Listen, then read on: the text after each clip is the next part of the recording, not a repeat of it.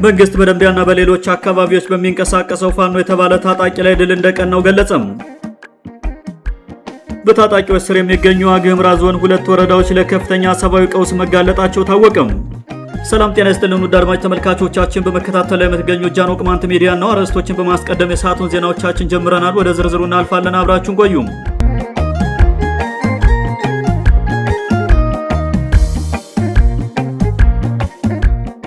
መንግስት በደንቢያና ሌሎች አካባቢዎች በሚንቀሳቀሰው ፋኖ የተባለ ታጣቂ ላይ ድል እንደቀናው ገለጸም።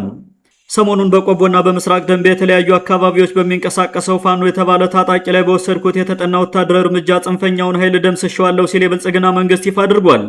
ሰሞኑን በቆቦና በምስራቅ ደንቢያ የተለያዩ አካባቢዎች በሚንቀሳቀሰው ፋኖ የተባለ ታጣቂ ላይ በወሰድኩት የተጠና ወታደራዊ እርምጃ ጽንፈኛውን ኃይል ደምስሼዋለሁ ሲል የብልጽግና መንግስት ይፋ አድርጓል።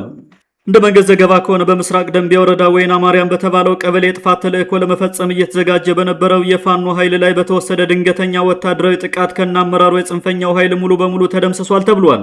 በጥቃቱ አማራ አሸናፊ የተባለውን ጨምሮ በ9 የፋኖ አመራሮች ላይ እርምጃ መውሰዱንና በርካቶች ደግሞ እጅ መስጠታቸውን የገለጸው የመንግስት ዘገባም መትረየሶችንና ስናይፐሮችን ጨምሮ በርካታ ወታደራዊ ትጥቆች በቁጥጥር ስር መዋላቸውን አሳውቋል።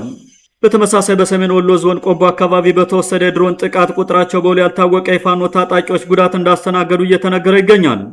መንግስት በምስራቅ ደንቢያ ወሰድኩት ያለውን እርምጃና የጉዳቱን መጠን አስመልክቶ በፋኖ በኩል የተሰጠ ይፋዊ ማብራሪያ ባይኖርም የፋኖ ደጋፊዎች የምስራቅ ደንቢያ ፋኖ ላይ የተወሰደውን እርምጃ አስመልክቶ መንግስት የሰጠውን ሪፖርት የሚደግፉ መልእክቶችን እያስተላለፉ ይገኛሉ።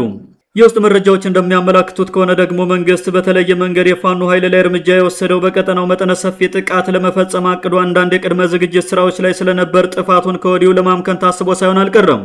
በሌላ በኩል የሚወጡ መረጃዎች ደግሞ በምስራቅ ደንቢያ ሲንቀሳቀስ በነበረው የፋኖ ታጣቂ ላይ የመከላከያ ሰራዊቱ አመርቂ ድል እንዲያስመዘግብ ያደረገው ስለተፈጸመው ጥቃት የተመለከቱ መረጃዎች ከመከላከያ ሰራዊቱ ውጭ ለአካባቢው አመራር ሳይሰጥ በመቅረቱ የመረጃ እጥረት ስለገጠመን ነው የሚል አመክንዮ አቅርበዋል። የጎንደር ፋኖ የተባለው ኃይል በዋናነት በፋርጣው ወረተኛ ማህበር ስር የሚንቀሳቀስ በመሆኑ ነው የደንቢያው ፋኖ ለከፍተኛ ኪሳራ የተዳረገው የሚሉ ወገኖች በበኩላቸው የጎንደርን ክልልነት ለመመስረት እየጣረ ያለው የፋርጣው ማህበር ለዚህ ዓላማው እውን መሆን የጎንደሩን ፋኖ መስዋዕት አድርጎ አቅርቦታል ብለዋል። የፋኖ ኃይል እንደ ጅብ ጎን ለጎን እየሄደ አንድ መሆን ስላቃተው የብልጽግና መንግስት የፋርጣውን ወረተኛ ማህበር በመጠቀም በውጊያም ሆነ በሰላማዊ መንገድ የጎንደሩን ፋኖ በማጽዳት ጎጃም ላይ በተባበረና በተጠናከረ ጉልበት ለመዝመት አቅዶ እየሰራ መሆኑ ታውቋል። በአማራ ስም ጫካ ገብቶ እርስ በርሱ እየተጣላ አንድ መሆን ያቃተው የትላንትናው የብልጽግና ታጣቂ አሁኑ ፋኖም እርስ በርሱ በደም ስለሚፈላለግ በአጭር ጊዜ ውስጥ ታሪክ ሆኖ መቅረቱ ግድ ነው ሲሉ በርካቶች ገልጸዋል። ያለ መስዋዕትነት ድል ለማስመዝገብ በግርግር ጫካ የገባው የጎንደር ፋኖ የተባለ የሌቦችና የነፍሰ ገዳዮች ስብስብ ሰኔ 14 ቀን 2018 ዓ.ም መከላከያው በወሰደው ድንገተኛ ጥቃት የተገደሉበትን አመራሮች ፎቶግራፍ በማህበራዊ ሚዲያ እየለጠፈ እውታ እያሰማ መሆኑን የተመለከቱ ደጋፊዎች መደናገጣቸው ታውቋል። በሌላ ዜና በምዕራብ ጎንደር መተማ ወረዳ በፋኖና በመንግስት ታጣቂዎች መካከል ሰሞኑን ውጊያ ተከፍቶ የነበር ሲሆን ከሁለቱ ወገኖች ጉዳት መድረሱን ምንጮች ገልጸዋል። በደቡብና ምዕራብ ጎንደር ፋኖ ከታሪካዊ ጠላቶቻችን ከህወሓት ጋር ተጣምዶ ወልቃይትን አሳልፎ ሊሰጥብን ነው በሚል ወቅታዊ ቅስቀሳ ቁጥሩ ቀላል የማይባል የፋኖ ታጣቂ ከጫካ ፋኖነት ወጥቶ ወደ መንግስታዊ ፋኖነት መዛወር መጀመሩን መረጃዎች አመላክተዋል። ይህን አደገኛ ፋኖን የማፍረስ አካሄድ ለማስቆም በተለያዩ አካባቢዎች ጠንከር ያሉ ውጊያዎችን ማካሄድን እንደ መፍትሄ ይዞ እየተንቀሳቀሰ የነበረው የጎንደር ፋኖም ከትላንት ወዲያ በገጠመው ቅስም ሰባሪ ጥቃት ችግር ላይ መውደቁ ታውቋል። የፋርጣው ጽንፈኛ ማህበር ከአብንና ሳምነው ጽጌ ጋር በመተባበር ጎንደር ከተማ ላይ በነ ሰለሞን አጠናና ሻንቆ የተባሉ ጽንፈኞች መሪነት ቅማንትን ለማጥፋት የፈጠረው የጎንደር ፋኖ የተባለ ዓላማ ቢስ ታጣቂም በዝርፊያና እገታ ገንዘብ በተለያዩ አካባቢዎች የየራሱ ኢንቨስትመንት ስላለው የሚታገለው ለህዝብ ሳይሆን ለገንዘቡ በመሆኑ ነው የጠረቃ ስራ የማይሰራው ተብሏል።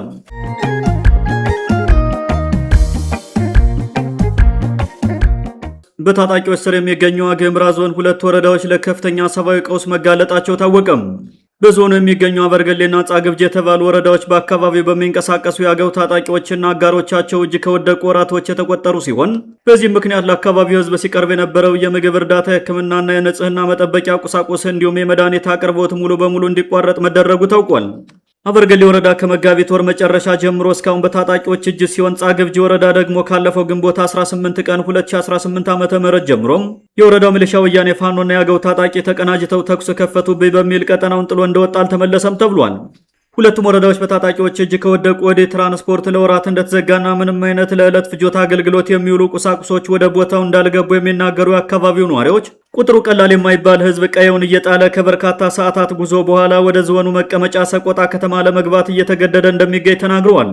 ከዚህ በፊት ለጻግብጅና በርገሌ ወረዳዎች ሰብአዊ እርዳታ ፈላጊዎች ድጋፍ ሲሰጡ የነበሩ ረጅ ተቋማት ለምን ወደ አካባቢው መግባት እንዳቆሙ ሲጠየቁም ወረዳዎች በጽምዶ ታጣቂዎች ስለተያዙ አስፈላጊውን እርዳታ ብትወስዱም ለህዝቡ ሳታደርሱ ትቀማላችሁ፣ ጥቃት ቢፈጸምባችሁም ኃላፊነት የሚወስድ አካል የለም በሚል መንግስት ወደ ቦታው እንዳይሄዱ ክልከላ እንደጣለባቸው እየተናገሩ ነው ተብሏል። የሰብአዊ መብት ድርጅቶች ከየትኛውም የፖለቲካ ወገንተኝነት ነጻ እስከሆኑ ድረስ እርዳታ ለሚያስፈልጋቸው ወገኖች አስፈላጊውን ድጋፍ መስጠት ይችሉ ነበር የሚሉ የአገው ልሂቃን በበኩላቸው ህዝባችን በአማራ ጽንፈኛ መንግስትና ለተላላኪነት ሰቆጣ ከተማ ውስጥ ብቻ ተወስነው እንዲቀመጡ በወከላቸው በደም የማህበረሰቡ ተወላጅ የሆኑ ካድሬዎች ከፍተኛ በደልና ጭቆና እንዲደርስበት እየተደረገ ነው ሲሉ የችግሩን ውስብስብነት ተናግረዋል። ከወራት በፊት ሁለቱም ወረዳዎች ለመቆጣጠር ከመንግስት ታጣቂዎች ጋር በተደረገ የተኩስ ልውውጥ በርካታ የህዝብና የመንግስት ተቋማት ስለመውደማቸው መዘገባችን የሚታወስ ሲሆን አሁን በደረሰን መረጃ ደግሞ በተለይም የጤና ተቋማት በገጠማቸው የመድኃኒት እጥረት፣ የህክምና ቁሳቁስ ችግርና ተዛማጅ ተግዳሮቶች ምክንያት ሙሉ በሙሉ ስራ ወደ ማቆም እየተሸጋገሩ ነው ተብሏል። ወረዳቸው ለታጣቂዎች ያስረክበው ሰቆጣ ከመሸጉ ወራቶች ያስቆጠሩት የአካባቢው የብልጽግና ካድሬዎች በበኩላቸው የጤና ተቋማትን ጨምሮ በርካታ የህዝብና የመንግስት ድርጅቶች እነሱ የሻዕቢያ ተላላኪ ጽምዶ ሲሉ በሚጠሩት ታጣቂ ቡድን እንደተዘረፈ ለመንግስት ሪፖርት እንዳቀረቡ የታወቀ ሲሆን በአንጻሩ የነሱ ደሞዝና በልግን እስካሁን መከፈሉ እንደቀጠለ መረጃዎች ጠቁመዋል።